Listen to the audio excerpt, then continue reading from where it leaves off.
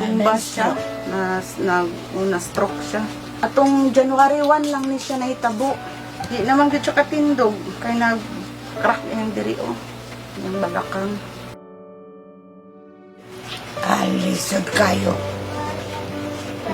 Lisod ang sitwasyon kay na ako sa lagaw, ari-ari ra ko niya, magdalag diaper.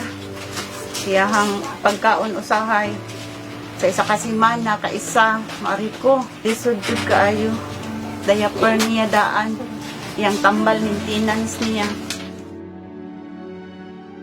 Akong manghod man magreklamo na jud kay bugat na daw pero di good. Bugat daw kay arsa-arsa niya kanang maligo siya kay dalon pa sa gawas. Arsahon. Unya usahay kay kanilaging mapulan pod ang akong manghod.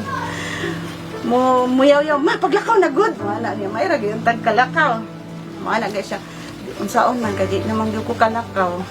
Punta na, i-wheelchair lagi para makagawas siya diha, sir. Kay, ug maabot akong manghod, at least mapagawas niya mainitan, kay di na good siya mainit-initan.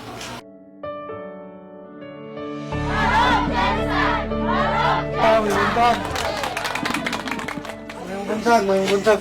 Si Sir Elmer katupos ma. Buntag. Musta? Ano yan? Nagsigil ang likod.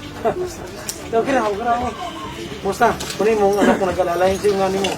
Si Melanie nagdang. Milani. Anak. Ito nag-aalalay siya. Kono, sa talikman. Salamat kayo.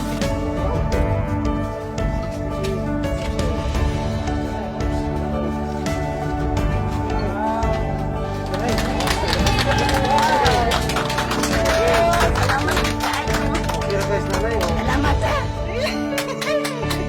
Thank you kayo, madam. Salamat kayo, sir. Ayos.